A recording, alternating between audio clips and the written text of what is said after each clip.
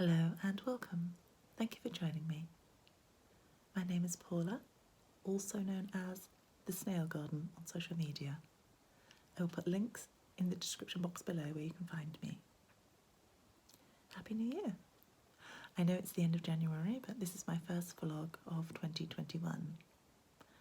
I'm hoping to do a monthly vlog still and get back into the normal format, have a little introduction, a vlog of what I've been up to, and then come back and have a chat about my needlework. As this is the beginning of a new year, I thought I would reintroduce myself to anyone who is new to the channel. I live in Hampshire in the UK with my long-suffering husband of 32 years and our 2 adult children who have been working from home for nearly a year now. And we are owned by a cat called Morris, who's 15. I am addicted to needlework. Luckily, my husband knew that when he married me. He said needlework was my vice. And when I'm not doing needlework, I like to garden, bake, or go for walks in the countryside. So coming up will be a little vlog about our walks that we have done in January, and then I will come back and talk to you about my current projects, which are knitting and cross-stitch related. See you in a little while.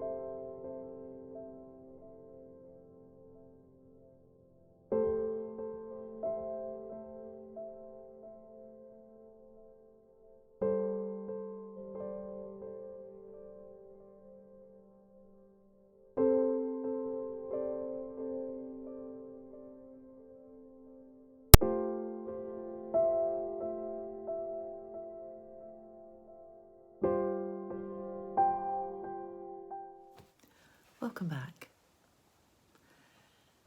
During January I have been knitting on a couple of projects and doing some cross stitch. What I haven't been doing, so I'll just mention this, anyone who followed my Vlogmas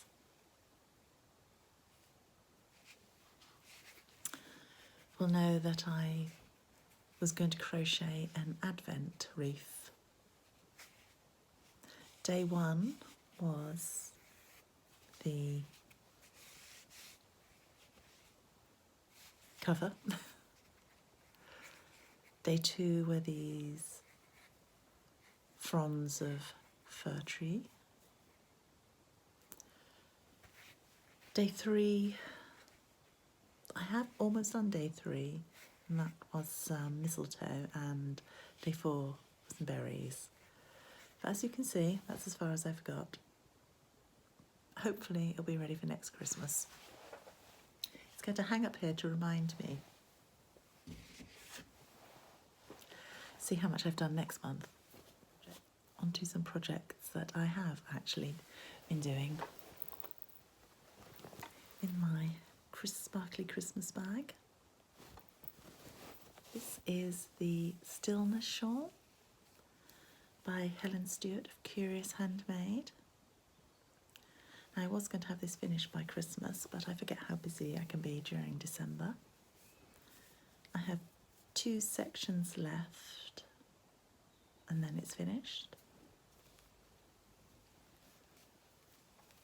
I'll put all the details in the description box below, but this is by a homespun house, and these 2 colours are by the Wool Barn. It's beautifully soft, and the lace, when I block it, will open up more.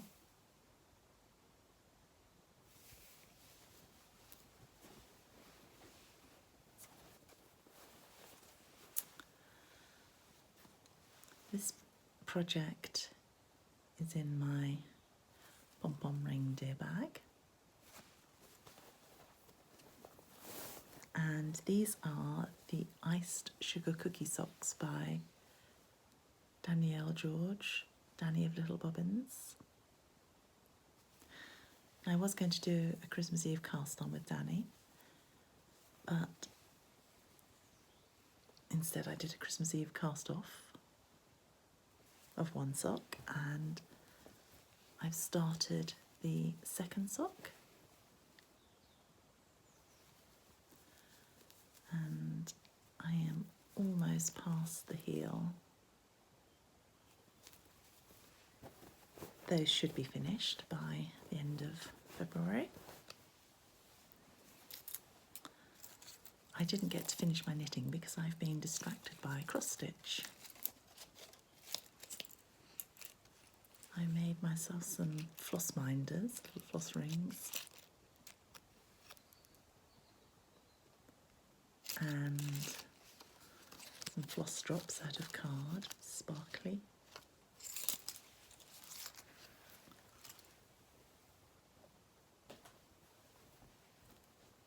And those flosses were for this one. Berries in Bloom by Hands On Design.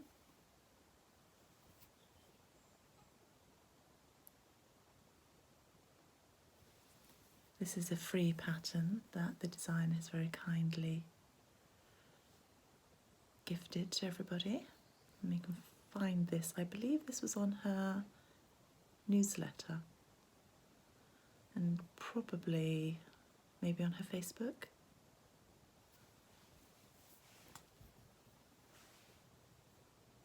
And Brenda Gervais also put out a free pattern at Christmas time, Mary and Minty. And as you can see, I haven't actually fully finished these. This will be turned into a little pillow. And the other one will be an ornament, I think.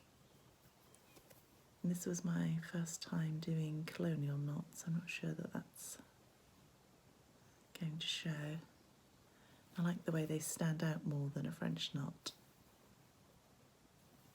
This piece at the bottom is lovely. I'm going to have a finishing day one day soon of all the things I've made.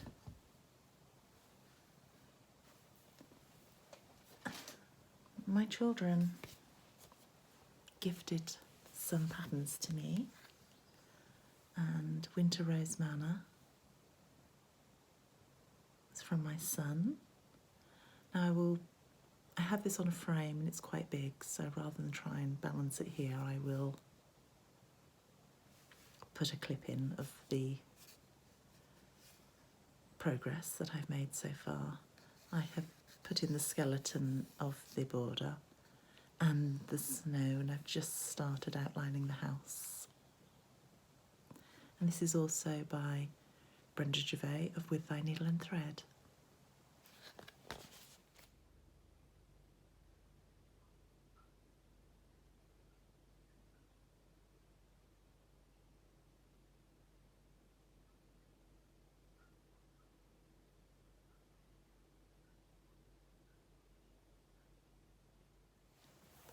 Last week I decided to try dyeing with RIT dyes. I've done natural dyeing, which I like to do during the summertime, so I can have all the windows open, because when you are extracting the dye from the natural materials, it can get a little smelly, and I have certain family members who complain about the smell. So during the winter time I thought I would try and do some dyeing with RIT dyes. And last week I dyed some of this 32 count linen, and that's about the right colour, that pale colour, which is a grey and a little bit of pink I added to it. This is going to be for some Valentine stitching. Kathy of Hands On Design puts out about this time of year a design for her anniversary, a little free design, and I believe it's on her blog, but also if you join up for her newsletter, you can get it sent to you. So I did this pale pink and grey.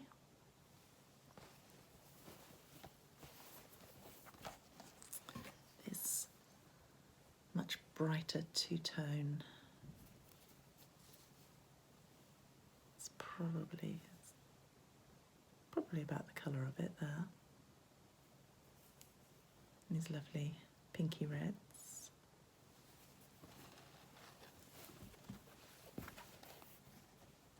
And this mottled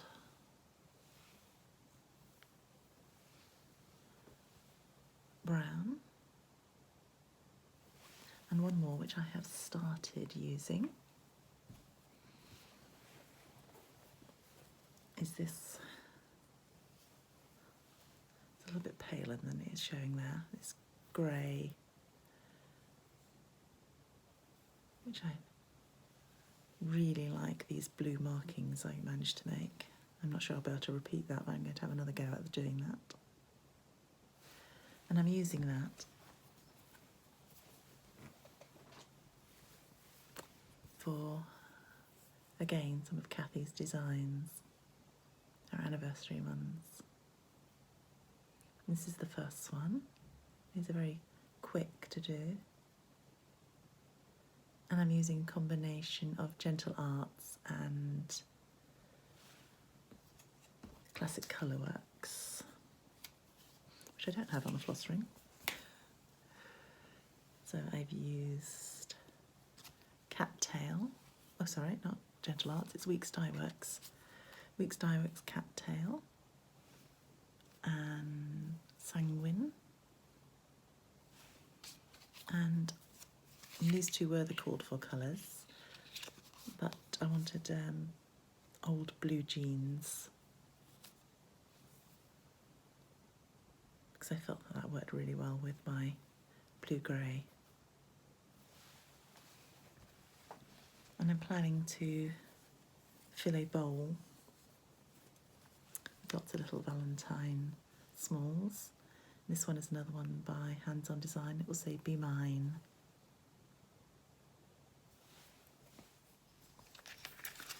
for Christmas, my husband gifted to me this Oxford punch needle set. And the kit came with a smaller Oxford punch needle and this one that has different needles in a packet as well for different sizes,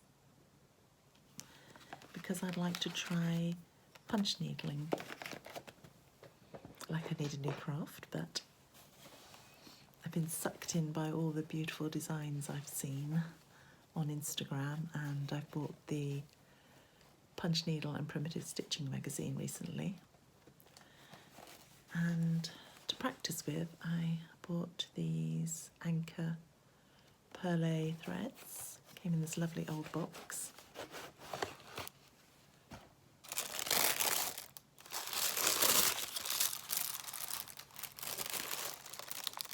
These are quite inexpensive, so I thought they would be good to practice with. And any colours that I'm not too keen on, or I want to change slightly, I thought I might try over-dyeing them. In the set I bought, there were 3 boxes. And if I actually make any progress with my practicing, I bought these beautiful threads from Pink Box Threads. These are too beautiful to practice with. And I've got a few sets of different colours.